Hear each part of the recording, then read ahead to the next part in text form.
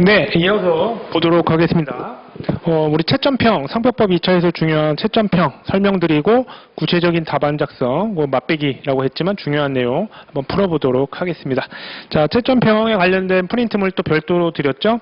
42회 때부터 53회까지 이게 있고요. 그 53회 이후에는 그 채점평이 없습니다. 그래서 그 이후에 뭐 나오지 않은 뭐 여러 가지 사정이 있지만 그 전에 여러 가지 내용들 중에 제가 항목별로 채점평을 정리를 해놨습니다. 42회 때부터 53회 다 꼼꼼하게 읽어보면서 그래서 채점평의 맨 처음에 나오는 부분 중에 공부 방법입니다. 그래서 그 프린트물에서는 이 페이지고요. 요거 슬라이드를 보셔도 되고 프린트물을 보셔도 될 것 같습니다. 근데 슬라이드가 잘 안 보일 수도 있는데 자, 우리 공부 방법에서 보시면 뭐 별건 없고요. 좀 깊이 공부해라 이런 식으로 얘기를 하고 있습니다. 마치 학원에서 왜냐하면 학원 강의를 듣다 보면 어떤 특정 강사 걸 뭐 많이 듣게 되면 그 내용을 뭐 서브집을 암기하면 그거 똑같이 외우게 되거든요. 그렇게 쓰는 경우가 너무 많은 거예요. 자기만의 좀 약간 표현이라든지 좀 목차라든지 구성을 좀 바꿔야 되는데 그렇지 않고 논술형 문제집이나 학원 GS 특강에만 의존하지 말고 교과서나 논문도 읽어보려는데 솔직히 그러기는 힘들죠. 읽으면 좋긴 한데 그래서 이제 대안으로 항상 말씀드리려고 하는 게 뭐냐면 제가 이제 보통 출간한 쟁점 판례라든지 판결문이라든지 판례를 우선은 꼼꼼하게 더 구석구석 읽으시는 게 더 필요해요. 논문도 어떤 게 논문이 좋은 건지 그걸 모르잖아요. 필요하다면 이제 뭐 관련된 자료라든지 그런 거 있으면 제가 중간에 나눠드리기도 하거든요. 기존에 예전에 나왔던 자료라든지 좀 참고할 만하면 한번 읽어보시고 추가할 만한 내용이 있으면 좀 약간 스스로 정리를 해서 그걸 내용을 넣는다든지 그런 것들이 필요하거든요. 또 어떤 내용을 넣으라고 얘기해주기도 참 그래요. 그러면 그냥 그 서브집에다 넣었으면 되는 거거든요. 그래서 그거를 한번 읽어보시면서 또 추가할 만한 내용이 있는지 이렇게 활용하시는 게 좋다. 그래서 채점평에서도 보면 그런 얘기를 하고 있습니다. 그래서 묻지도 않은 또 쓸데없는 얘기를 많이 적는 게 있기 때문에 왜냐하면 서브집에는 있으니까 그 항목에 관련된 서브집에 있으니까 그걸 그대로 자꾸 쓰는 거예요. 그걸 빼야 되는데 묻지도 않은 거. 그런 경우들도 되게 많아요. 왜냐하면 사람이 외운 거 있으면 그걸 자꾸 그대로 쓰게 되는 경향이 있습니다. 그래서 보통 예상 문제로만 공부하고 있다는 느낌이 들기 때문에 왜냐하면 학원에서 그렇게 하니까 그래서 이제 제가 강조드리고 저도 이제 그런 걸 자꾸 중간에 말씀드리는 게 자 이런 걸 이런 식으로 푸는 것도 좋지만 여러분들이 한번 답안 작성을 제가 뭐 강의를 했잖아요. 그러면 제가 그 얘기를 꼭 해요. 이 목차 구성이 정답이 아닐 수도 있다고 생각하면서 자꾸 바꿔보려고 노력해봐라. 복습할 때. 여기에다 다른 목차로 넣거나 아니면 구성을 순서를 바꾼다든지 자꾸 해보시라고 얘기를 해요. 그렇게 생각하는 것 자체가 다른 논문을 찾거나 교과서를 찾는 것만큼 더 중요해요. 왜냐하면 같은 내용이더라고. 그런 식으로 약간만 변형을 해도 얘는 좀 되게 독특한 구성이면서도 논문 중요한 내용이 다 담겨 있으면 점수를 고득점을 받을 수 있는 거거든요. 그래서 그런 것들을 얘기를 해주고 있습니다. 그래서 이건 공부 방법이라는 거는 이제 답안 작성법 같은 거를 진행을 하는 사례 강의나 GS 강의 때 그런 것들을 계속 말씀을 좀 드릴 거고요. 그 다음에 판례 같은 거라든지 그런 부분들을 하여튼 공부를 꼼꼼히 해라. 그 얘기를 하고 있습니다. 판례가 워낙 중요하니까요. 상표법에서는. 그래서 여기도 나와요. 채점자는 답안지에 기재된 내용만으로 평가한다. 이거 채점평이에요. 채점위원이 그대로 쓴 거. 그렇기 때문에 그냥 똑같은 내용으로 다 쓰여져 있게 느껴지면 점수를 주기가 싫어지는 거예요. 그래서 문제집에 지나치게 의존하지 말고 중요한 주제에 대해서는 자신만의 답안 목차를 한번 정리해봐라. 그렇죠? 이렇게 얘기를 하고 있습니다. 그러니까 좀 뻔한 내용일 수도 있겠지만 한번 순서를 바꾼다든지 다른 내용도 한번 넣어본다든지 그런 노력이 필요해요. 그래서 동차 때는 외우기 바쁘니까 이런 것까지 생각하게 보기는 어렵지만 그래도 자꾸 그런 걸 복습을 하면서 암기를 하거나 정리를 하면서도 자꾸 그런 걸 해야지 이게 우리가 답안 작성의 근육이 커지게 됩니다. 그걸 계속 키워나가야 돼요. 힘들어야지 근육도 열심히 운동하고 그 다음에 뭔가 찢어질 정도로 뭔가 막 넘어서야지 근육이 찢어져서 이제 커지잖아요. 똑같습니다. 이런 부분들도. 그래서 그 부분들을 공부 방법을 제시를 하고 있죠. 보면. 중요한 거 위주로 설명을 드리지만 나머지 부분들도 한번 꼼꼼하게 읽어보시면서 어려운 내용은 없어요. 이런 것들을 좀 감안을 해야겠구나 해서 마치 소설책처럼 꼭 보시면서 이거를 항상 갖고 다니면서 심심할 때 한번 읽어보세요. 답안 작성할 때 항상 이걸 생각하시면서 하는 게 되게 중요합니다. 그 다음에 이제 글씨 얘기가 나옵니다. 3페이지.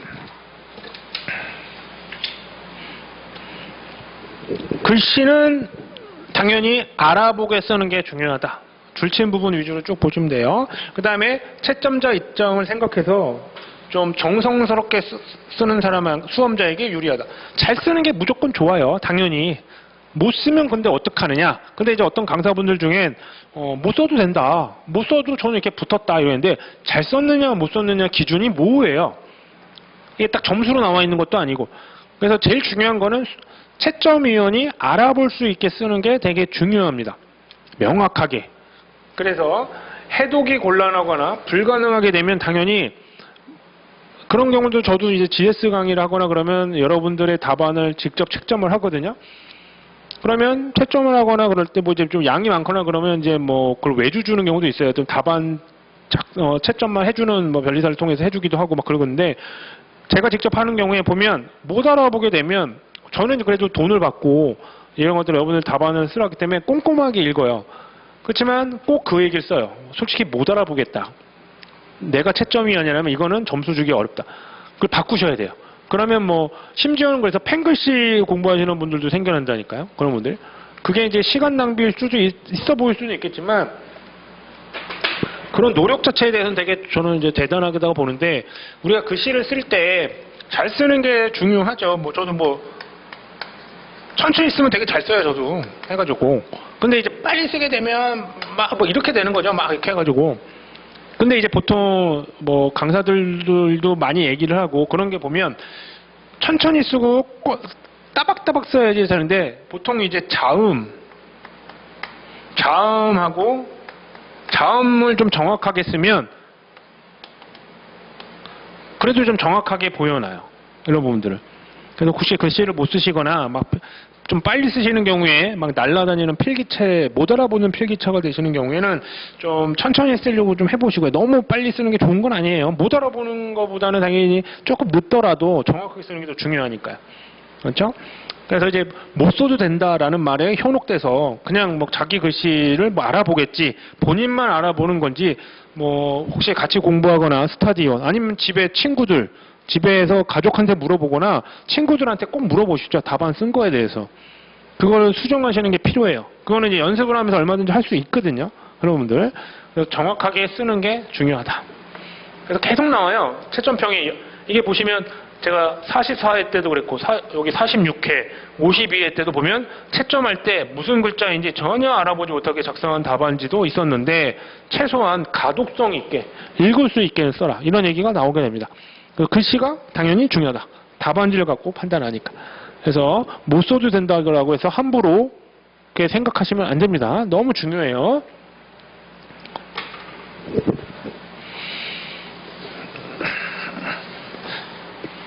자, 그 다음에 4페이지입니다. 문제 파악. 자, 이제 문제지를 받았어요. 그러면 이제 보통 그 사례 문제냐, 뭐 단문형 문제냐에 따라서 해야 되는데, 이제 문제 파악에 있어서 실수하시는 경우들 꽤 많아요. 뭐냐면 주어진 문제와 지시사항 등을 꼼꼼히 읽어야 되는데, 읽어보지도 않고 좀 그러니까 필요 없는 얘기를 쓰신다거나 아니면 관련도 없는 내용을 그냥 침해가 보이니까 침해 요건인가? 그래서 침해 요건을 막 쓰는데 나중에 뭐 침해 요건을 쓸 일도 없는 상황도 있고 그런 경우들이 종종 있습니다.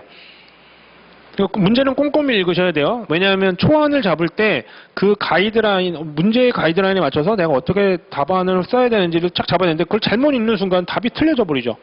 그렇죠? 그래서 그런 경우들이 꽤 많기 때문에 그런 거를 이제 보통 때 연습을 하시는 겁니다. 사례집을 보면서 GS 강의를 하면서. 실제로 시험 보러 가면 사람이 긴장을 하거든요. 그렇죠? 이게 진짜 뭐 고3 때 시험처럼 막 내 인생을 좌지우지하게 되는 경우이기 때문에 변리사가 됐냐 안 됐냐는 되게 틀리거든요. 그렇죠? 어떤 전문직이 될 수 있느냐 이 시험 하나로 완전히 바뀌어져 버리잖아요. 1년에 한 번 있는 시험이. 그렇기 때문에 되게 긴장을 하게 돼 있어요.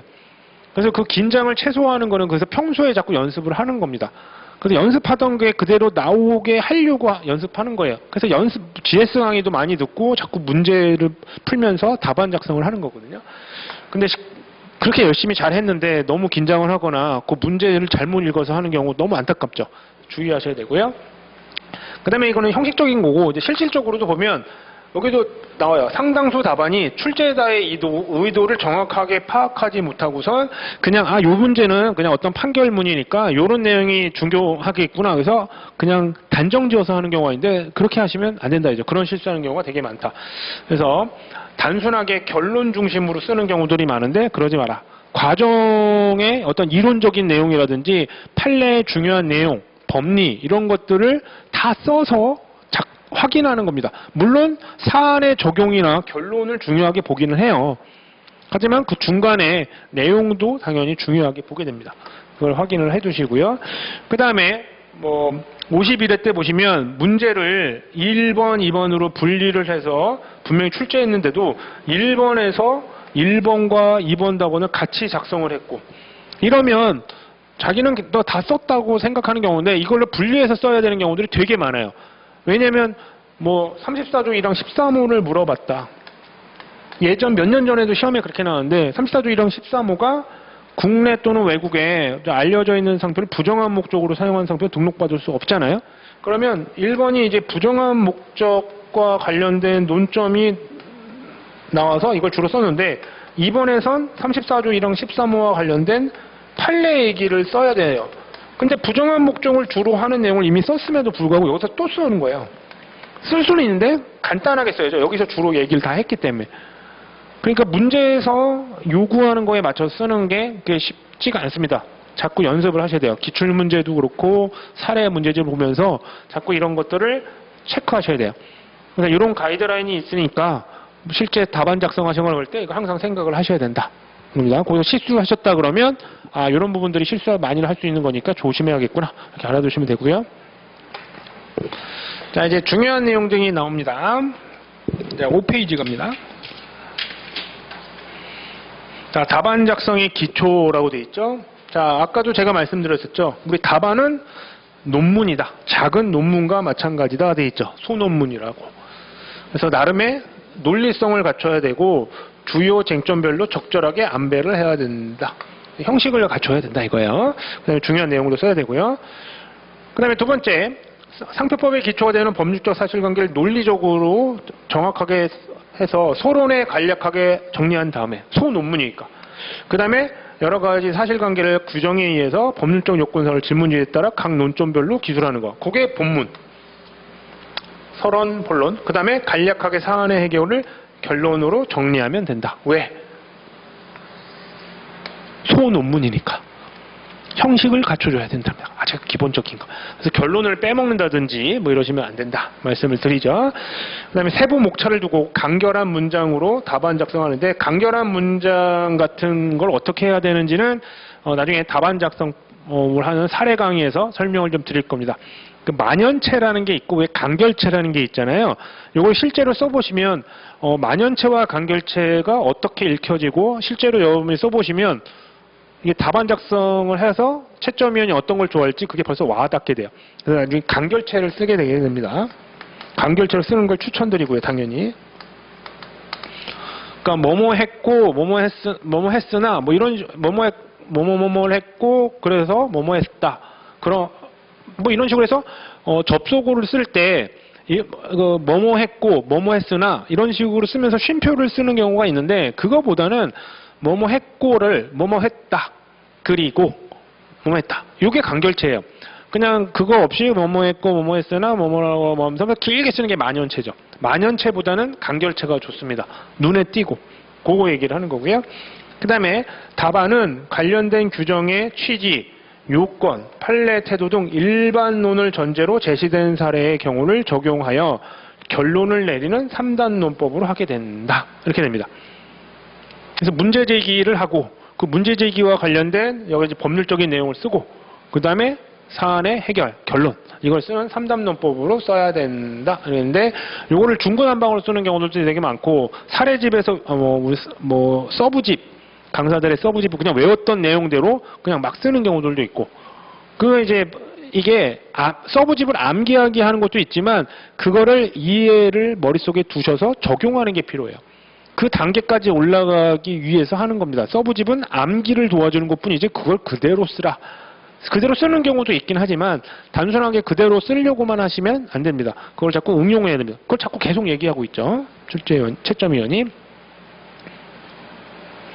똑같은 얘기 또 계속 나옵니다. 자꾸 그런 부분들이 되게 약해 보이는 거예요. 그런 부분들을. 그래서 좀 논리적으로 쓰고 답안 작성을 했으면 좋겠다. 이렇게 됩니다. 자, 그 다음에 6페이지입니다. 답안 작성 스킬을 보여줍니다. 다 보여줍니다. 이걸 제가 여러 가지 채점위원회 채점평을 여러 가지 항목에 맞춰서 한번 해본 거예요. 자, 스킬 보시면, 자, 이것도 앞에서 좀 나왔던 거기도 한데, 자, 문제에 나온 걸 잘 보고 몇 차례 정도 계속 궁극적으로 묻는 게 뭔지, 그러니까 말 그대로 출제자 의도를 좀 파악을 제대로 해라, 이거죠. 그래서 주로 이것은 뭐라고 돼 있어요?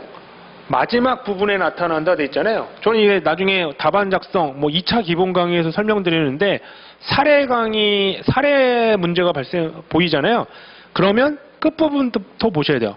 그거를 제가 나름의 개발했다고 했지만 이미 채점평에도 나온 거예요. 중요하게 묻는 거는 보통 사례 내용의 맨 끝에, 문제의 맨 끝에 보통 주어져요. 그래서 그걸 파악을 하면 피할 수 있었는데, 이 당시에 문제에서 그런 것들을 놓치고 그냥 앞에서 얘기했던 내용만 보다가 실제 출제위원이 원하던 의도를 더 중요하게 못 쓴 경우죠. 그럼 당연히 점수가 높게 나올 수가 없죠. 그렇죠? 예전에 42회니까 아주 옛날 건데 그런 부분들 주의하셨으면 좋겠다 말씀을 드리고요. 자, 그 다음에 우리가 이제 작은 논문이니까 서론, 본론, 결론을 쓰는데 그 각각의 내용을 어떻게 쓰는지 역시 채점평에서 제시를 해줍니다. 자, 6페이지에 그럼 서론은 어떻게 쓰느냐? 서론은 논점의 제기라고 보통 했잖아요. 그래서 논리적으로 정리해야 되는 논점이 어떤 게 있는지 그 핵심적인 사항을 파악하여 서론하게 간략하게 기술한다. 이렇게 돼 있죠. 그래서 많이 써야 5줄 이내로 쓰셔야 됩니다. 문제가 아무리 많고 그렇다 하더라도 그럼 어떤 내용을 쓰느냐? 관련된 법조문이 문제가 됐다. 그럼 예를 들면 33조 1항 3호가 문제됐다. 그럼 33조 1항 3호가 다 문제되는 게 아니라 33조 1항 3호 중에 33조 1항 3호 및 해당 요건 중 딱 특이하게 문제되는 게 있을 거예요. 예를 들면 만으로가 문제가 됐다. 만으로를 중심으로 검토한다. 이런 식으로 내가 주요하게 언급하려고 하는 내용이 키워드로 나와야 돼요. 이게 일종의 문패 같은 거예요. 딱 이 집에 뭐가 있지? 그러려면 이 문패 어떤 사람이 사는지 문패 같은 거라서 딱 이 서론을 딱 보는 순간 벌써 나눠지게 됩니다. 요즘도 그렇게 하시는지는 모르겠는데 보통 채점위원들이 답안지를 받으면 우선 상중하로 나눠요. 이거를 딱 보니까 글자도 보고 내용을 간단히 봐서 이거는 상세하게 채점하기 전에 우선은 이런 것들은 내용도 다 많이 쓴 것 같고 서론을 주로 보겠죠. 맨 처음에 눈에 띄는 게 논점 같은 것도 제대로 써 있네. 이거 텅 비어 있고 애매해. 그다음에 글씨도 이상하고 조금 빈칸도 많고 이건 그렇다고 못 쓴 건 아니고 그래 중 이렇게 되면 벌써 점수가 하는 아무리 잘해야 40점. 그다음에 중은 잘해야 50점. 그다음에 상은 이제 더 점수를 더 줄 수 있고 보통 그렇게 많이 나눈다고 하거든요. 그런 다음에 이제 거기에 점수를 생각하면서 항목별로 점수를 매기게 됩니다. 그렇기 때문에 서론을 잘 쓰셔야 돼요. 본론, 결론도 잘 써야 되겠지만 맨 처음에 눈에 띄는 서론이기 때문에 서론이 제일 먼저 눈에 띄잖아요. 어떤 논점이 있는지는 채점위원은 다 머릿속에 있기 때문에 딱 서론을 보는 순간 그 논점이 다 있어. 그러면 얘는 본론도 당연히 여기에 맞춰 썼을 가능성이 높으니까 상으로 취급할 거고 점수를 줄 가능성이 높죠. 그 다음에 여기도 나오지만 한정된 지면인데 지나치게 길게 작성하는 건 지양한다. 5줄 이내로 한 문제당. 그 다음에 문제 제기. 자, 서론을 아까 그랬잖아요. 논점의 제기, 논점의 정리 이런 식으로 많이 쓴다고 했잖아요. 문제 제기로 돼 있잖아요. 그래서 논점의 제기라고 많이 쓰는 이유입니다. 제가 그냥 만들어낸 게 아니에요. 그래서 많은 답안들이 논리적으로 전개하는 것이 부족하다. 그러니까 논리적인 게 갑자기 짧은 거에 있는 건 아니겠지만 내가 다루려고 하는 논점 등이 키워드 위주로 나와야 돼요. 이거를. 그걸 연습을 또 많이 하셔야 되고요. 그래서 그런 것들이 잘 나와 있지 않아서 문제 제기나 서론 부분을 기재하는 답안도 있었다. 이렇게 돼 있는데 이런 것도 실수를 많이 해요. 왜냐하면 처음에는 논점이 뭐가 있는지 잘 모르니까 동차 처음 1차 합격하신 분들 아니면 1차 지나서 이제 처음 하시는 분들은 논점 제기 자체를 뭘 써야 될지 모르니까 우선 본론부터 그냥 막 써보는 거예요. 쓰다가 나중에 본론을 쓰다 보니까 이제 이런 논점들이 있으니까 마치 그걸 요약 정리하듯이 서론, 결론에 쓰는 경우가 있는데 저도 그랬었어요. 정말 그렇게 됩니다. 그러다가 나중에 보니까 서론을 빼먹게 돼요. 왜냐면 지금 막 쓰기 바쁘니까 맨 첫째 장에 뭐 썼는지 안 썼었다는 걸 까먹어요.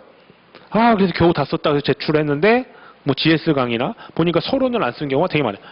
그래 이런 경우들인 거예요. 그래서 절대로 그렇게 하면 안 되겠다. 빼먹는 건 무조건 안 돼요. 빈칸이 있거나 그런 부분들. 이런 경우들이 많다. 실제로 그렇습니다. 그러니까 채점평이 딱 여러분들이 실제로 겪는 것들, 저도 겪었고 여러분들이 좀 안 했으면 하는 거 이렇게 해야지 좋은 거를 제대로 알려주고 있죠. 예. 근데 본문에 이제 내용이 많아서 제가 이제 큰 목차만 좀 설명드리고 그거는 이제 프린트물 한번 중요한 것들 위주로 읽으면서 한번 같이 갈게요. 또 이거 실제로 또 해봐야 되고 그렇기 때문에.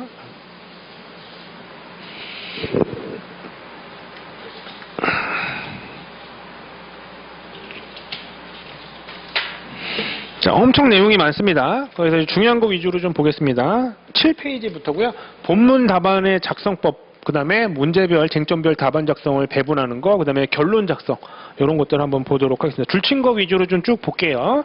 자, 7페이지고요. 자, 본문의 구체적 답안 작성 시 주의사항인데 이거는 이제 실제 답안을 한번 작성하면서 요걸 같이 해보는 게 좋은데 요거는 그냥 좀 약간 구체적이진 않지만 형이상학적으로 좀 느껴질 거예요. 실제로 어떻게 되는지 모르겠는데 자꾸 이게 무슨 말인지 모르겠지만 답안 작성 우리 사례 강의를 하거나 사례집을 푸시거나 GS제 준비하실 때 요거를 자꾸 읽어보시면서 몇 번만 읽어보시면 이제 와닿게 됩니다. 한두 번이나 쓰게 되시면 그때 또 읽어보시면서 뭐 좀 자기가 부족한 거나 이런 거를 보완해 주시는 게 필요해요. 자, 동그라미 1번. 자, 좀 제대로 좀 써라 이거죠. 막 지웠다 썼다, 막 답안에 공백이 많은 경우 이런 거 안 좋다. 선입견을 갖지 않게 된다. 너는 하루 가게 된다. 이뜹니다. 상으로 가야 되는데. 그다음에 동그라미 2번. 자, 주변적 이야기나 일반론은 대폭 줄이고 바로 본론으로 들어가게 하는 것이 서술하는 방식이 바람직할 것으로 보인다. 요거는 이제 무슨 말이냐면 좀 논점이 많을 때 얘기해요. 일반론을 쓰지 말라는 게 아니에요. 자, 논점이 몇 개 없으면 당연히 일반론 이론을 많이 써야 돼요. 그래야지 20점, 30점을 다 채우거든요. 근데 좀 논점이 많은 경우엔 자, 이런 부분들 그걸 좀 약간 줄인 다음에 좀 바로 답안을 작성했으면 좋겠다. 이런 것들이 논점입니다. 왜냐하면 이제 거기 세 번째 줄도 통상 중요한 논점은 대략 2-3개로 압축되는데 답안지 분량은 고려하지 않은 채 그냥 너무 많은 내용을 쓰는 경우 그런 경우도 정말 2-3개의 중요한 논점은 잘 쓰셔야 돼요. 그분들. 그래서 이런 것들이 논점이 많은 경우일 때는 그런 부분들을 고려해라. 이런 것들이고요. 그래서 부득이하게 일반론이 있는 상황이라면 압축 서술을 한다고 하는데 압축이란 말이 뭐냐면 여러분들 간결체로 써야 되고요. 그 다음에 법조문 그대로 쓰면 안 돼요. 법조문에 대한 요건 같은 것들도 딱 키워드 위주로 자꾸 쓰시려고 노력하셔야 됩니다. 그게 좀 와닿지 않겠지만, 자, 2차 서브집이라든지 뭐 이런 걸 제 걸 보시게 하면 거기에 그냥 기본서에서 보던 것처럼 막 서술식으로 되어 있는 게 아니라 딱딱 끊어지게 간결하게 써 있는 경우들이 많이 되어 있습니다. 그 식으로 우선 암기하고 정리해라 이겁니다. 어떨 땐 길게 써야 될 때도 있어요. 그런 것들은 이제 여러분들이 1차 기본서에서 많이 읽었던 내용을 떠올리면서 쓰셔야 돼요. 그렇지만 너무 장황하게 쓰는 건 기본적으로 안 됩니다. 여러분들. 그 다음에 뭐 3번은 이제 일반적인 얘기고요. 제대로 적용을 하면 좋겠고, 그 다음에 질문과 관련이 없는 일반적인 검토는 불필요하다.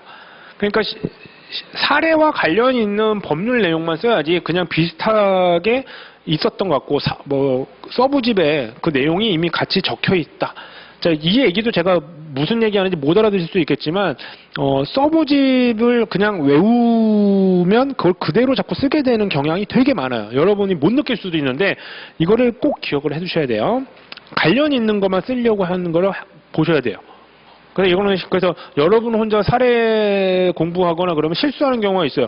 나는 뭐 더 많은 내용을 쓴 것 같아서 사례집에 답안 작성된 것보다 잘 쓴 것 같은데? 뭐 그런 넘어가는 경우인데, 강의를 듣거나 아니면 GS 문제를 풀면 이제 강사들이 채점을 해주면 이런 부분들을 이제 저는 특히 이제 이런 걸 항상 매년 다시 또 읽고 해요. 이런 부분들을. 그래서 여기에 맞춰서 채점하려고 노력을 많이 합니다. 왜냐하면 채점위원이 원하는 게 이거니까. 예. 그래서 그런 것들을 자꾸 고민을 하셔야 되고요. 그 다음에 관련 법조항이 많은 경우 법조문만 나열하면 되는 게 아니라 법조문의 취지, 중심적인 내용 이걸 써라.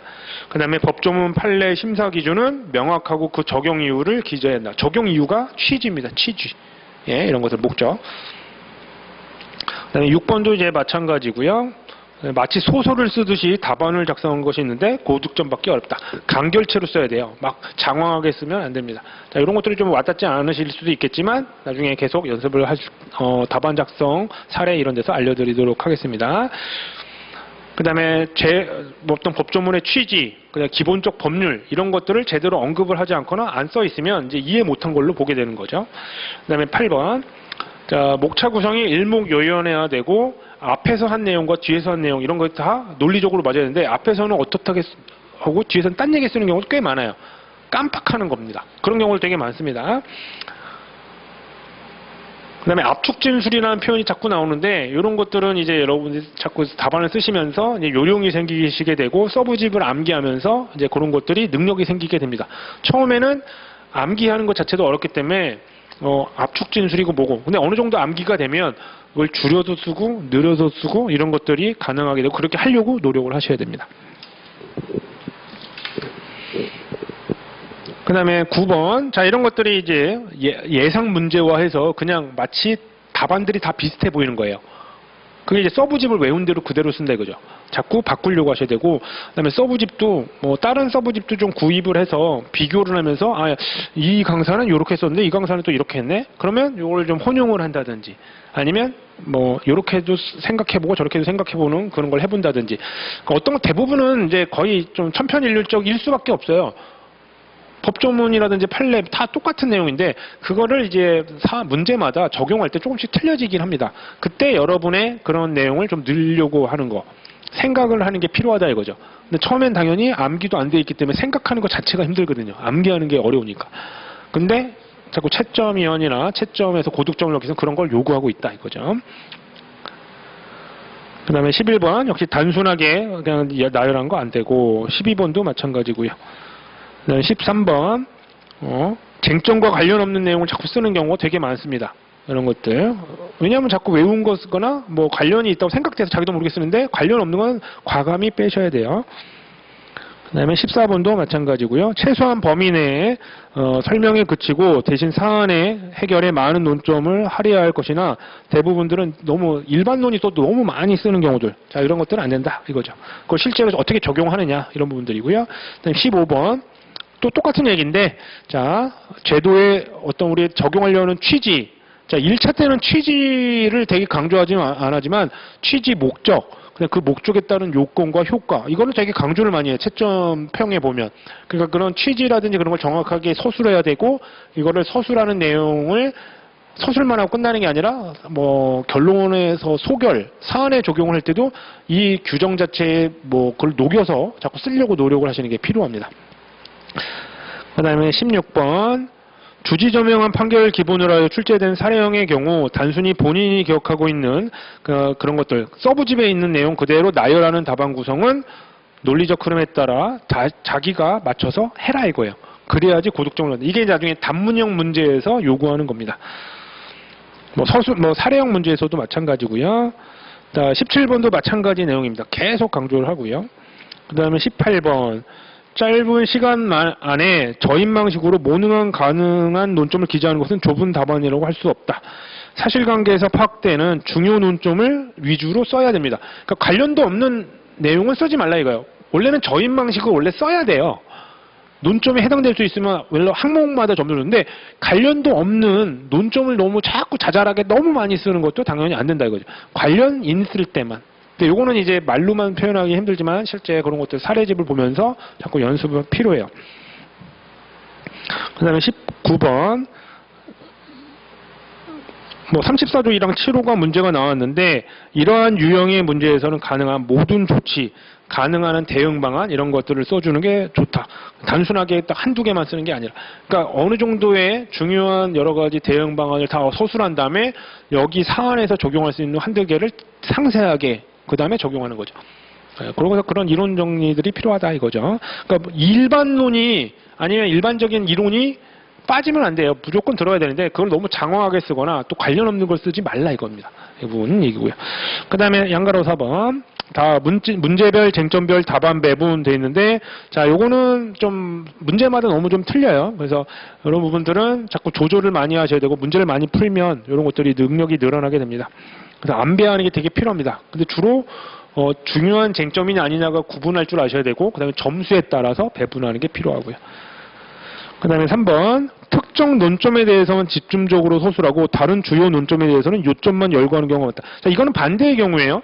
중요 논점임에도 불구하고 서브집에 뭐 자세하게 안 돼 있다거나 아니면은 뭐 자기가 생각하기에 많이 안 쓴 경우 이런 경우에 그냥 간단하게 쓰는 경우가 있는데 중요한 논점이라고 생각되면 출제자 의도를 제대로 파악을 해야 되죠.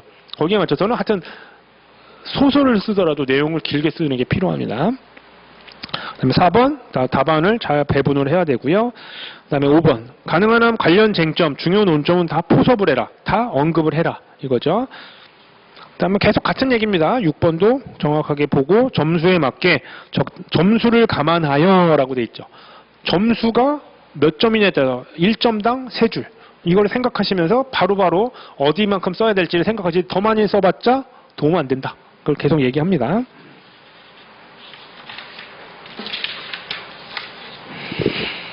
자, 본문의 내용이 조금 약간 장황하게 되게 많은 여러 가지 채점평을 정리했지만 요거 처음에는 많아 보이지만 여러분들 좀 답안 작성하고 그러시면 요것들 계속 꼼꼼하게 읽어보시면서 뭘 원하는지 좀 아시게 될 겁니다. 조금 그런 분들도 제가 다른 강의에서도 또 말씀을 드릴 거고요.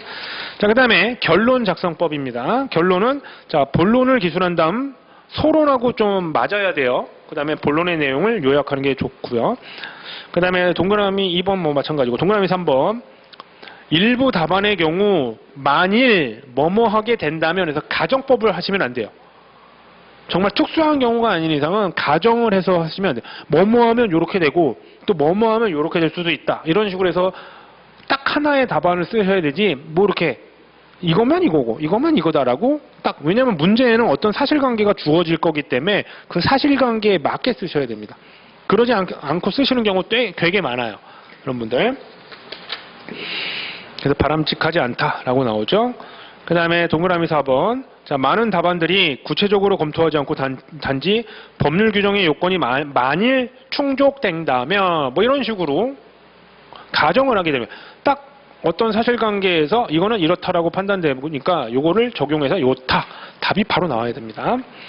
그래서 그걸 강조를 하고요. 5번 또 나오죠. 불분명한 결론을 내리시면 안 된다. 이거면 요거, 요거면 요럴 수도 있다. 이런 식으로 하시면 안 됩니다. 그 다음에 6번 수험생은 사례가 제시하는 주요 사실에 기초하여 판례 태도에 맞춰 결론을 대답을 해야 되고 자 예컨대 권리남용으로 보는 경우에 패소할 것이고 그렇지 않을 경우에 이렇게 나눠요.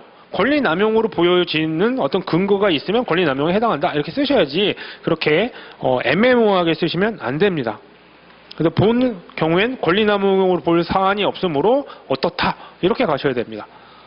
특별하게 주어진 사실 내용이 없으면 권리남용이라고 어떻게 볼지 어떻게 알아요? 권리남용으로 보려면 뭔가 부정경쟁 목적으로 뭔가를 했거나 모방을 했거나 이런 게 보여지는데 아무 얘기도 없어. 그러면 권리남용 얘기를 쓰시면 안 되죠. 그렇죠? 네. 자, 이제 마지막 부분 단문 아까 준사례형 문제 기억나시죠? 이론적인 걸 서술하는 문제 고득점을 받기 위한 방법을 마찬가지로 알려주고 있습니다. 동그라미 1번 대부분의 수험생들은 자 여기 45회 때고요. 제가 45회 때 합격자고 그 문제를 내신 분이 제 그때 두 번째 사무소 소장님입니다. 그분이 이거를 얘기를 딱 해요. 그분이 내신 문제예요. 대부분의 수험생들은 단순히 포장의 정의와 등록 가능성 여부만을 기재하는데 이것만 가지고 고득점 받을 수 없고 종류를 묻고 있으면 그 종류가 왜 나왔는지 기준이나 그런 걸 언급해야 된다. 그러니까 그런 부분까지 생각을 해야 돼요. 그냥 서브집에 돼 있는 것만 생각하시면 안 됩니다. 그러니까 처음엔 저도 뭐 기본 강의를 하거나 그럴 땐 그런 이론 강의를 했겠지만 여러분들한테 기본 강의일 때 그 얘기를 해요. 여기 있는 어떤 내용을 그대로만 쓰려고 하면 무조건 기본 점수 이하로 나온다. 그렇게 생각해야지 뭔가 다른 내용을 써야 되지 않을까 생각을 자꾸 해보시는 게 필요하다라고 말씀을 드립니다. 그럼 어떤 내용을 써야 될까요? 그러면 그건 정해져 있지 않아요. 자꾸 자기가 생각해 보셔야 돼요. 뭐 연필로 그 옆에다가 어떤 서브집을 뭐 제 걸 사셨다 그러면 요 내용에는 만약에 문제가 나오면 나는 여기다가 말 그대로 종류가 돼 있어. 그러면 여기 벌써 채점평이 나오니까 기준 같은 걸 써야 되는데 기준이 뭐가 있지? 찾아보시는 거예요. 기준을 쓴다면 그렇게 간단하게 키워드나 뭐 관련된 페이지를 적어 놓으면 공부할 때 요거를 만약에 쓰면 이거 종류로는 기준을 쓰고 기준은 이거 나중에 페이지를 안 보시더라도 그 내용을 몇 번 읽었기 때문에 떠오르게 되죠. 그러니까 그런 연습으로 해서 여러분 근육을 키워야 됩니다. 그런 다음에 그다음에 2번 자 이전에 관련해서 문제가 나온 적이 있습니다. 49회 때. 근데 절차, 효과, 제한에 관해 묻는데 그러면 거기에 맞춰서 답안 구성을 해야 되는데 그냥 서브집에 있는 목차대로 또 막 써요. 상표권의 이전이 문제가 나오니까 그냥 서브집에 있는 내용 그대로 써요. 그러시면 안 된다 이거죠. 네. 그다음에 동그라미 3번 독창적인 답안을 요구하는 것은 어려운 일이긴 하지만 특정 단문집, 뭐 서브집에 기재된 내용 그대로 작성하는 건 안 좋다. 왜냐하면 다른 사람도 다 똑같이 그대로 써요. 거의 비슷하게. 그럴수록 점수는 안 나온다. 겁니다.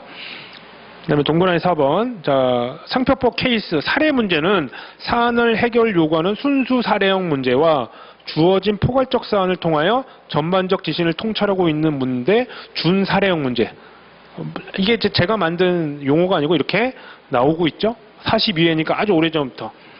그래서 그렇게 문제의 유형이 있는 거고 준 케이스에 가까운 문제이므로 직접적인 적용 해결을 시도하는 과도한 안배를 하지 마라. 이건 이론을 물어보고 있는 건데 왜 자꾸 사안 적용을 하려고 하느냐 이거죠. 그러니까 이게 준 사례형인지 사례형 문제인지 단문형 문제인지 파악하는 이유가 이런 것 때문에 그렇다. 말씀을 드립니다. 그 다음에 양가로 7번 경과 규정 뭔지 아시죠? 뭐 어떤 법률 규정이 개정이 됐을 때 이 개정일을 기준으로 전에 것을 적용할 거냐 말 거냐 이런 게 경과 규정이다. 경과 규정은 진짜 몇 년에 한 번 진짜 나올까 말까인데 예전에 나왔을 때도 법존을 주고 치는 시험에서 경과 규정을 제대로 해석하지도 못한다는 것은 문제가 있다. 그러니까 거의 잘 나오진 않지만 중요한 경과 규정은 그래서 알고 계셔야 돼요. 어쩔 수 없이. 중요한 건 당연히 또 많이 공부를 하셨을 거고요. 그래서 1차에서는 경과 규정이 거의 나오지 않지만 2차에서는 이런 부분을 대비를 하셔야 된다. 그 다음에 마지막으로 제가 계속 얘기 드렸죠. 본론, 여론 관련되는 문제. 자, 본안이 되는 쟁점에 답은 제시하지도 못하면서 결론은 안 쓰고 여론, 본론, 관련 문제 등을 언급분 한정된 지명과 시간을 고려할 때 주변만을 언급하는 것이 될 수 있다. 이러지 말라고. 그러니까 이렇게 하라고 이게 52회잖아요. 이게 보통 6, 7년 전인데 그러니까 아직도 이렇게 알려주는 강사들이 있는 거예요. 그러면 안 된다는 거예요. 여기 채점평에 나와 있는데도 불구하고 그런 식으로 하시면 위험해요. 뭐 그걸로 했는데도 붙었으니까 강사들은 자기만의 그걸로 얘기하는 경우들이 꽤 많아요. 저도 마찬가지거든요. 하지만 가능한 한 객관적인 내용이 있어야 되는데 저는 그 객관적인 데이터가 바로 요거라고 말씀을 드리는 겁니다. 채점평. 그러니까 어느 누구보다도 채점평을 강조하는 이유는 여러분들이 2차 답안의 작성의 가이드라인은 어디에도 없는데 여기에 딱 있는 겁니다. 그래서 이거는 꼭 갖고 계시면서 계속 공부하시면서 2차 시험 본론 합격하는 그날까지도 심심할 때 보시면서 자꾸 수정하시고 보완을 할 때 혹시 내가 잘못된 게 있나 확인하십니다. 가장 기본적인 내용이 있으니까. 그러니까 나중에는 이제 뭐 거의 보시지 않을 거예요. 뭐 대단한 많은 내용이 있는 게 아니지만 처음 1차 시험 보시고 논술을 하시는 분들한테는 이게 금과 옥조 같은 겁니다. 꼭 잘 기억해 주셔야 됩니다. 아셨죠? 자, 이렇게 해서 채점평 부분들 쭉 설명을 좀 드리고요. 자, 그러면 이제 나머지 좀 시간을 좀 들여서 우리가 답안 작성을 좀 구체적으로 어떻게 하는지 한번 보도록 하겠습니다.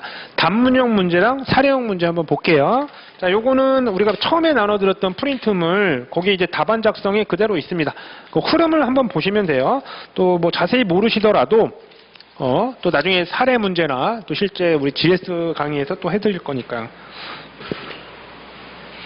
자, 단문형 문제. 자, 만약에 서브집이 있다면 서브집에 있는 내용을 그대로 우선 쓰시면 안 된다 이거죠. 예를 들면 이게 2008년도 A-2번 문제입니다. 20점짜리. 네, 이게 제가 사례 단문형 문제라고 했잖아요. 제가 이게 15점인가 16점 맞았습니다. 그래서 분명히 우리 소장님이 채점도 했을 거고, 그래서 소장님한테 얘기를 항상 해요. 제가 2차 기본 강의 때나 2차 때 항상 그 얘기를 하는데, 요 단문형 얘기를 할 때, 그래서 물어봤어요. 그래서 저도 이제 사안에 대해서 그걸 그대로 쓰지 않고 제가 여러 가지 내용을 좀 추가해서 했더니 되게 고득점을 받았더니 잘 썼네 이러시더라고요. 여기 딱 채점평이 있잖아요. 그 채점평 쓰신 분이에요, 이거를. 자, 그러면 우리가 상표는 식별력에 따라 분류를 하잖아요. 그래서 보기 암임조, 그래서 보통 명칭 표장, 일반 명칭 표장, 기술적 표장, 임의 표장, 조업 표장.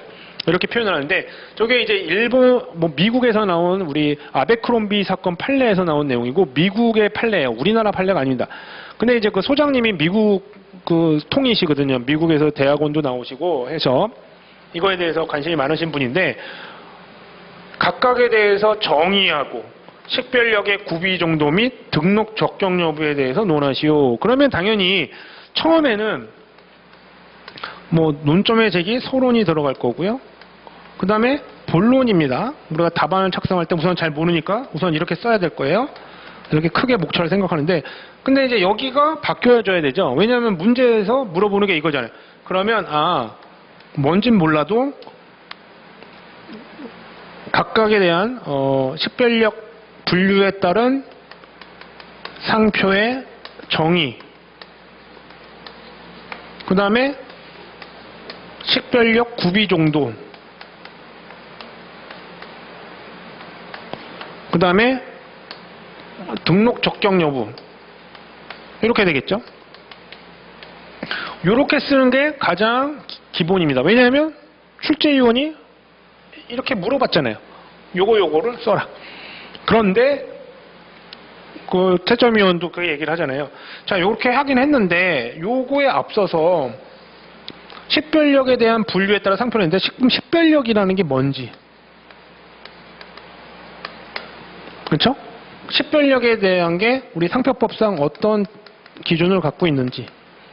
그런데 결국엔 33조 우리 1항의 취지, 목적, 이런 내용이 나와야 된다 이거죠. 그 부분이 나온 다음에 우리 보통 명칭 표장, 기술적 표장 이런 걸 갖고 있어서 식별력의 구비 정도가 어느 정도 되고, 그거에 대한 정의, 그다음에 등록 적격 여부가 또 여기에 연결되겠죠. 33조와 관련이 있으니까. 그 다음에 33조하고 또 90조도 관련이 있고 33조 2항도 관련이 있고, 이런 여러 가지 식별력과 관련된 논점을 쓰셔야지 고득점을 얻게 되는 겁니다. 근데 서브집에 그냥 보통 명칭은 그 다음에 기술적 표장은 이런 내용을 그대로 쓰면 안 돼요. 그냥 서브집에 있었던 내용 그대로 쓰면 이 목차도 구성도 제대로 안 맞고, 벌써 점수가 날아가고요. 그 다음에 또 더 추가적인 내용을 원하는데, 독창적인 내용이 들어가야 되는데 그게 없다 이거죠. 이거는 여러분이 평소에 서브집을 암기하시거나, 그렇죠? 그 다음에 이제 이런 문제들을 보실 때 항상 생각하셔야 돼요. 그래서 이제 제가 사례집에 단문형 문제 자체를 강의하지는 않지만, 사례집에 제가 맨 뒷부분에 아까 단문형 문제를 대비할 수 있는 중요도를 정리를 해놨고요. 그 다음에 한국과 일본의 단문형 문제, 기출문제를 쭉 정리를 해놨습니다. 그래서 이거를 하루에 한두 문제, 이런 정도로 해서 한번 목차를 잡아보는 거예요. 요런 문제는 나 같으면 요렇게 잡고, 요렇게 잡고, 요렇게 잡고 하고, 그 다음에 목차를 못 잡을 수도 있어요. 암기도 안 돼 있고 그러면 찾아보시는 거예요. 그러면 이론 내용도 한번, 그러면서 서브집도 다시 한번 암기하고, 그 다음에 그게 자꾸 쌓이고 하면 암기한 부분이 늘어나게 되고요. 그 다음에 목차에 대해서 어떤 내용을 넣었으면 좋겠다, 이런 것들을 생각하게 되고, 그 다음에 또 잘 안 될 것 같으면 저한테 질문을 해보세요. 여기서 어떤 내용을 넣으면 좋을까요? 그러면 저도 당장 바로 생각이 안 나게 되면 제가 한번 생각해보고 알려드릴게요. 하고서 얘기해드릴 수도 있고, 그렇죠. 혼자 끙끙대지 마시고 한번 이렇게 했는데 이런 건 어떨까요? 해서 한번 저한테 의견을 물어봐 주실 수도 있고, 그래서 이메일로 물어보시거나 합격의 법학원 게시판에 물어봐 주셔도 되고, 그렇죠? 그런 식으로 하시는 겁니다. 그러면 한국이나 일본에서 나왔던 단문형 문제만 보시더라도 많은 연습이 되는 거죠. 별도로 막 되게 많은 시간을 투자할 필요가 없이. 그래서 암기도 할 겸 이런 것들을 할 수 있는 겁니다. 단문형 문제는 저는 그래서 좀 좋아해요. 왜냐하면 이론적인 거를 그냥 서브집으로 순서대로 암기하는 게 아니라 이런 문제를 통해서 또 이론적인 걸 암기도 되고 또 실제 시험 문제도 나올 수 있는 단문형 문제를 대비할 수 있잖아요. 서브집을 그대로 쓰는 건 무조건 안 된다. 아셨죠? 꼭 기억하시기 바랍니다. 그 다음에 이제 아까 채점평에도 나왔던 게 이전되는 경우에 돼 있죠. 상표권의 이전. 그러면 거기 특징적 절차, 효과, 그 다음에 제한이 있죠. 이전은 뭐의 경우에 여러 가지 상표의 경우에 막 아무한테나 이전하면 안 되는 것들이 많잖아요. 단체 표장, 증명 표장, 업무 표장 이런 것들. 자, 이런 경우에 제한의 부분에 대해서 하는데 우선 목차를 얘네로 해야 된다 이거죠. 근데 이렇게 하기 전에 이전되는 거는 원래 크게 두 가지가 나눠지잖아요. 포괄 승계, 특정 승계를 구분을 해 놓으시고 또 여기와 관련된 절차를 원래 썼어야 돼요. 그래야지 고득점을 받는 겁니다. 여기에 있는 내용은 서브집에 웬만하면 있지만 우선 여기에 맞춰서 목차를 쓰지도 않으시는, 못하시는 분들이 있는 거죠. 서브집에 있는 내용 그대로 그냥 써버리시는 분. 항상 단문형 문제는 그런 게 항상 문제다. 아셨죠? 그걸 대비하시면 좋겠습니다. 자, 사례형 문제 이제 마지막으로 설명드리고 마무리를 좀 할게요. 자, 여기서는 되게 중요한 논점이고요. 지금 설명드리는 게 거의 나중에 뭐 좀 추가적인 스킬이 좀 있긴 하지만 가장 기본이 된다라고 보시면 돼요. 사례 문제를 어떻게 푸는지. 단문형 문제는 이론적인 거고 사례형 문제 보겠습니다. 뭐 하여튼 막 사람이 나와요. 그러면 이게 단문형 문제든 뭐든 어떤 문제인지 모르니까 요 끝에 부분을 보셔야 돼요. 물어보는 게 뭔지. 그래서 여기서부터 처음부터 읽으시면 안 돼요. 끝에 문제 부분을 꼭 보세요. 이게 어느 부분을 물어보는지를 알아야지 딱 내가 답안을 쓸 수 있는 방향이 잡혀요. 왜냐하면 답안을 쓰는 게 딱 중요한, 아까도 뭐 채점평에도 나오잖아요. 중요 논점 위주로, 중요 쟁점 위주로 약수를 하시면서 압축 진술을 해야 되는데 막 쓸데없는 내용을 쓰거나 쓸데없는 내용을 자꾸 생각해야 되면 시간 뺏기거든요. 그러면 보세요. 자, 이 사안에서 갑의 이권 출원 상표에 대해 등록 가능성 및 그 이유에 대해서 설명하시오. 침해 문제나 이런 게 아니고 등록 요건을 물어보는 거네 이거잖아요. 등록 요건. 등록 요건이 뭔지 알고 그 요건에 따른 그 해당되는 요건을 정확하게 파악해라 이거죠. 그러면 등록 요건 문제는 어떻게 풀어야 되죠? 우선은 제가 사례 문제는 뭐라고요? 끝부분을 봐라. 물어보는 게 뭔지. 그래야지 경마장 말처럼 내가 쓰려고 하는 답안을 정확하게 집중적으로 쓸 수 있는 방향이 딱 나오게 된다. 그 다음에 등록 요건 문제죠. 자, 이거는 뭐 여러 가지 문제가 있을 수 있는데 등록 요건이 나오면 제 기본 강의 들으셨던 분들 어떻게 5단계를 떠올리셔야 되죠. 상품부터 보셔야 되고요. 그 다음에 정의 규정, 사용 이사가 있는지 33조, 34조, 35조 이렇게 됩니다. 자, 등록 요건 5단계죠. 자, 그러면 상품부터 꼭 보셔야 돼요. 등록 요건을 물어보면. 자, 근데 갑의 이권 출원 상표니까 갑의 상표를 등록 요건을 보는 거죠. 갑은 요거를 뭐 출원을 하였대요. 이렇게. 상표 등록 출원을 하였다. 근데 한편 미국인들은 요 상표인데 이 상표를 딱 보는 순간 뭐가 떠올라요? 33조 1항 3호가 떠오르죠. 근데 그걸 조심해야 돼요. 상표부터 보시면 33조부터 떠오르게 된단 말이에요. 33조부터 떠오르면 요 앞부분이 빠질 수가 있어요. 그래서 여기 답안에서 조금 이게 원래 제가 이게 실제 문제에서 제가 조금 빼서 그런데 원래 여기 문제가 이렇게 돼 있어요. 3조에 대해서는 언급하지 않는다 이렇게 좀 문제를 냈어야 돼요. 왜냐면 이게 옛날 문제라서 제가 사례집은 바꿨는데 여기를 문제를 못 봤거든요. 3조는 원래 언급이 나올 수밖에 없지만 여기서는 빼야 돼요. 그래서 답안에는 3조 얘기가 없지만 실제 아무 얘기도 없으면 3조 얘기가 나와야 돼요.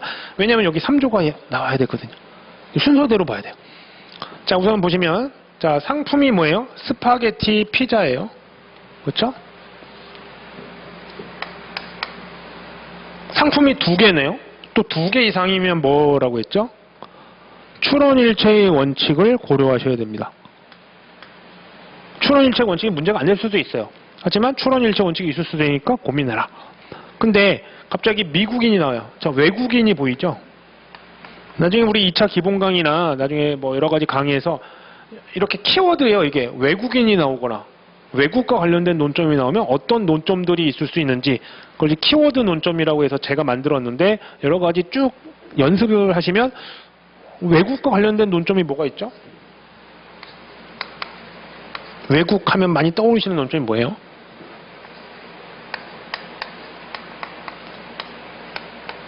이게 기본적으로 떠오르죠. 13호, 21호 뭐 이런 식으로. 그렇죠? 그 다음에 뭐 절차로는 조약 우선권. 그 다음에 뭐 마드리드 해외 상표. 그 다음에 진정 상품 병행 수입. 자, 외국이라는 얘기가 나오기 시작하면 여러 가지 논점이 쫙 떠올라야 돼요. 이거를 두 문자를 따서 외우는 게 아니고요. 이런 게 있을 수 있겠구나. 이게 머릿속에 이미 있어야 돼요. 그런데 사실관계를 보면서 이 경우에는 요것만 해당되겠구나. 요거는 해당 안 되겠구나. 이게 나와야 됩니다. 이 부분이. 그게 보이시죠? 예, 그 부분이 좀 있고요. 자, 미국인 을은 미국 네바다주의 라스베가스 중심가의 식당을 개업한 때인 80년경부터 지금까지 이건 출원 상표인 요것과 동일한 표장을 어디다 쓰고 있어요? 자신의 식당의 상호로 쓰고 있다. 식당의 상호로 사용하고 있습니다. 그렇죠? 근데 특정인의 서비스업을 표시하는 서비스표로 옛날 문제라서 제가 서비스표로 했지만 상표라고 했어야 되죠. 지금은 상표로 인식되게 되었다. 이렇게 되어 있습니다. 그러면 이제 등록요건 5단계를 떠오는 거죠. 2개 이상이니까 출원일치 한번 기다려야 되고 3조를 원래 언급해야 됩니다. 왜냐하면 외국에 어느 정도 알려져 있는 상표인데 그거를 모방을 했으니까 사용이사, 그렇죠? 약간 선점의 목적이 있을 수 있어요. 그렇지만 이제 3조에 대해서는 언급하지 않는 걸로 좀 하겠습니다. 근데 아무 얘기가 없으면 3조를 우선 떠올려야 되고 그게 없으면 이제 그 다음에 뭐예요? 33조로 갔는데 이 상표를 보는 순간 뭐가 떠오르세요? 자, 우리 5단계에 따라서 생각을 하게 되면 첫 번째, 출원일체의 원칙이 보일지 아닐지 확인을 해야 되고요. 그 다음에 3조는 아니겠죠. 왜냐하면 문제에서 주어졌다. 그래서 이게 빠지고. 그러면 이제 남는 게 드디어 33조 1항 3호죠. 이게 우리가 잘 아시는 33조 1항 3호의 논점이죠. 그래서 의, 취지, 요건이 있을 거고요. 그 요건 중에 뭐가 제일 문제돼요? 이 프리미어 판례가 바로 보사방표와 관련된 판례죠. 보통으로 사용하는 방법으로 표시는 직감해야 되는데 지금 프리미어 저 판례는 워낙 유명하죠. 직감이 안 되죠. 그러므로 이건 33조 1항 3호에 해당하지 않겠구나. 벌써 나오게 되죠. 자, 그 다음에 어떤 논점이 또 있을까요? 자, 그 다음에 33조 뭐 특별하게 또 없을 거고 34조가 있게 되죠. 그럼 34조를 떠올려야 되는데 34조는 주의하셔야 될 게 33조 1항 3호가 나오면 항상 같이 다니는 애가 있다고 했죠. 꼭 언급하시라고 한 게 34조 1항 12호 전달. 요거를 언급을 하셔야 됩니다. 그렇죠? 그런데 이거 자체가 직감이 안 되기 때문에 품질 오인에도 해당될 가능성이 없고요. 더불어 프리미어라는 걸로 직감이 된다 하더라도 프리미어가 뭐 뛰어난 이런 것에서 우열 여부는 고려 대상이 아닙니다. 따라서 적용이 안 될 거예요. 이렇게 찾아내셔야 돼요. 처음에는 이걸 찾는 게 어렵죠. 그 다음에 마지막 외국에만 알려진 상표네요. 근데 스파게티 피자랑 식당업은 되게 관련성이 깊죠. 34조 1항 13호가 나오게 되고 외국에만 알려졌고 또 하필이면 상품의 범위가 무제한이지만 또 결연관계가 있네요. 그러므로 여기는 해당되겠네. 그렇죠? 그리고 이제 뭐 이거 옛날 문제라서 그런데 뭐 현행법으로 따지면 34조 1항 21호도 고려해 볼 수는 있습니다. 근데 이제 동일 유사 범위가 아니기 때문에 판단하기는 어려운데 34조 1항 21호에도 해당될 소지가 좀 있다. 요거는 이제 옛날 문제라서 34조 1항 21호 언급이 좀 안 돼 있는 것 뿐입니다. 근데 34조 1항 21호도 해당될 수 있습니다. 왜냐하면 미국의 경우에는 선사용을 하게 되면 등록받은 권리처럼 먼저 인정을 해줍니다. 선사용주의 국가라서. 물론 등록주의도 있긴 하지만 그러면 외국에 관련돼서 그걸 할 수 있는데 근데 이제 어떤 관계가 있어야 돼요? 계약 관계가 있어야 됩니다. 그러니까 이런 경우가 이제 문제가 좀 애매한 거예요. 왜냐하면 문제에서는 뭐 계약 관계가 있었냐 이런 것들을 가정할 수 없기 때문에 적용하기가 어려운 거죠. 이런 식으로. 그래서 이 부분도 언급을 해주실 필요가 있습니다. 근데 옛날 문제여서 이 부분을 아예 뺐는데 이 부분이 원래 좀 들어가야 된다. 이렇게 해서 논점을 찾으시는 게 우선 일이에요. 됐죠? 이런 식으로.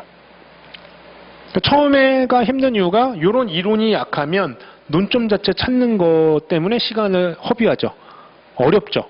그래서 답안을 보게 되면 아 그런 게 있구나라고 해서 거꾸로 우리 수학 문제 풀듯이 그런 식으로 하게 되는데 수학 문제 푸는 거랑 똑같아요. 머리를 써서라도 어떤 논점이 있을까? 등록 요건 5단계니까 어쨌든 35조 안에는 있을 거 아니에요. 33조, 34조, 35조. 그걸 찾아내셔야 돼요. 근데 보통 빼먹거나 잘못 알고 있거나 아니면 적용을 아예 못하거나 이런 경우들이 많은데 이게 계속 연습해요. 똑같은 문제도 계속. 이런 식으로 하셔야 됩니다. 자, 그러면 이렇게 찾았어요. 머릿속에서. 그럼 답안 작성을 이제 어떻게 해야 돼요?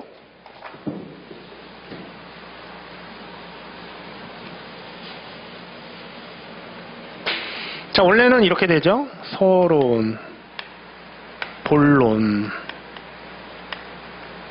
결론 이렇게 되겠네요. 그렇죠? 근데 요건 이제 이렇게 쓴다고 했죠. 논점의 대기.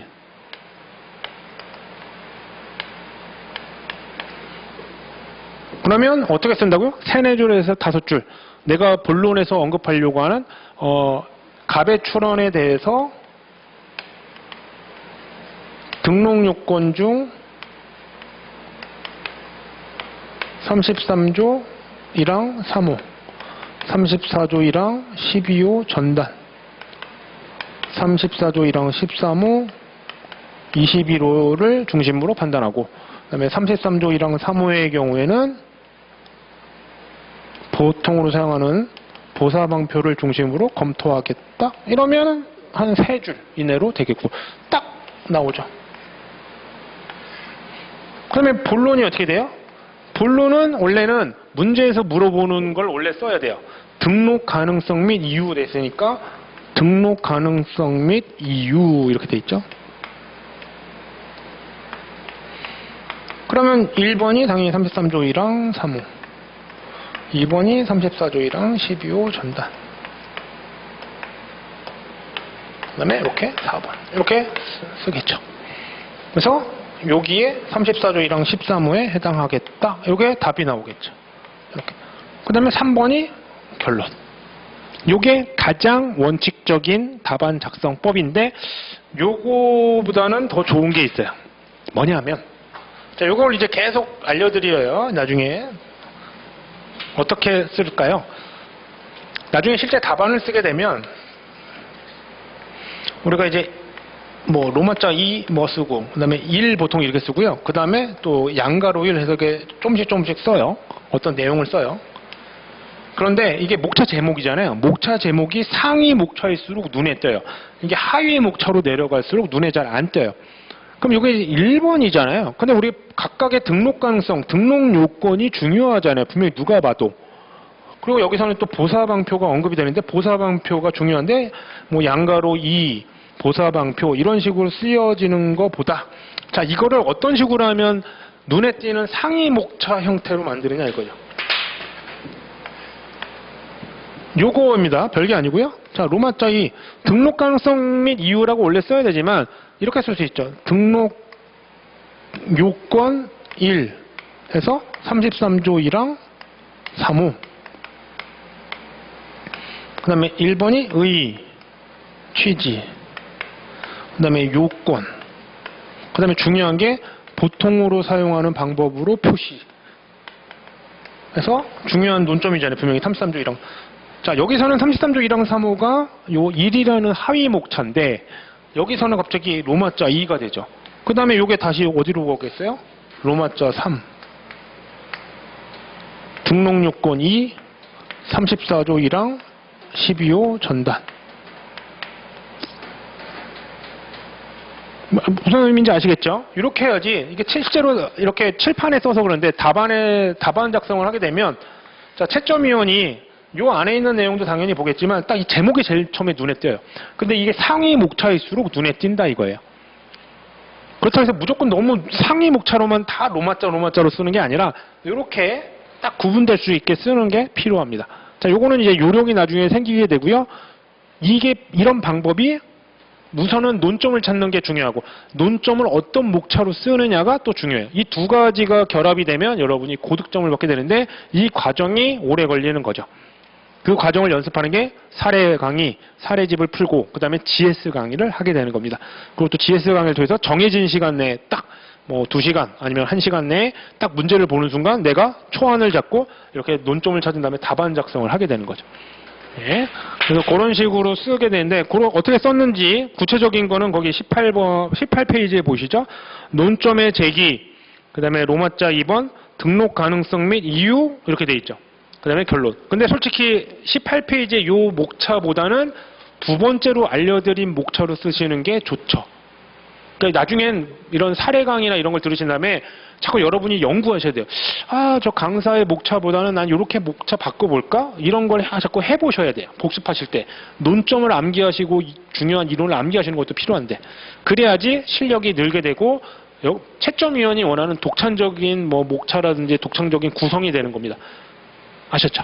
예, 좀 일반적인 얘기라서 또 실제로 여러분들이 또 사례 문제를 많이 풀면서 해야지 또 쉽게 와닿거든요. 문제를 계속 풀어가면서 여기서는 가장 기본적인 얘기를 해드렸고 이 기본적인 얘기가 여러분들이 그냥 뭐 제가 그냥 경험적인 것도 있긴 하지만 가장 중요한 채점평을 기준으로 설명을 드리는 겁니다. 채점위원이 원하는 거는 답안지에 있는 내용뿐이기 때문에 거기에 잘 구성에 대한 목차가 제일 눈에 띄고 거기에 내용에 중요 쟁점별로 잘 썼는지 뭐 말은 중요 쟁점별로 썼느냐 하는데 중요 쟁점별도 이 목차가 딱 눈에 띄어야 돼요. 이 목차로서 눈에 안 띄면 안 썼거나 아니면 쓸데없는 거 쓴 걸로 딱 보이게 된단 말이에요. 보니까 내가 필요로 하는 목차가 딱 중요 논점이나 쟁점이 딱 목차에 딱 있어. 눈에 띄는데 그러면 다 언급을 했고 뭐 좀 썼나? 그래서 필요한 키워드가 보이게 썼을 것 같다. 한두 줄. 그것만 보이면 점수 주는 거죠. 그걸 꼼꼼하게 다 읽을 필요도 없잖아요. 보통으로 사용하는 방법으로 표시에 관련된 내용과 판례를 딱 썼어요. 그럼 프리미어 판례 딱 알고 있구나. 오케이. 내가 생각한 항목 점수 오케이. 이렇게 되는 거죠. 네, 이런 식으로 답안을 작성을 하게 됩니다.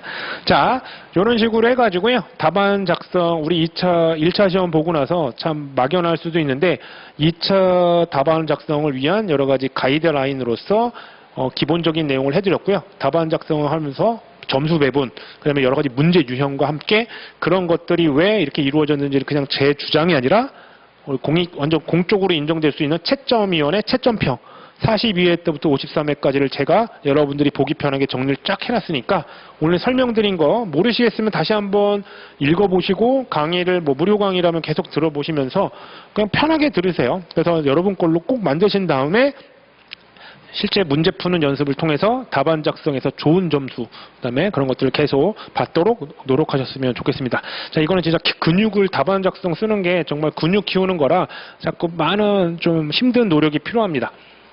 객관식 문제 푸는 거하고 상대가 안 될 정도이기 때문에 암기할 것도 많고 여러분이 변리사로서 나중에 전문직으로서 일을 하기 위해서는 그런 이론을 다 머릿속에 이해하고서 풀 수 있어야지 여러분들이 실제 실무를 할 수 있기 때문에 그거보다 실무에 앞서서 그거를 표현할 수 있는 건 답안지밖에 없기 때문에 이 논술 시험이 있는 겁니다.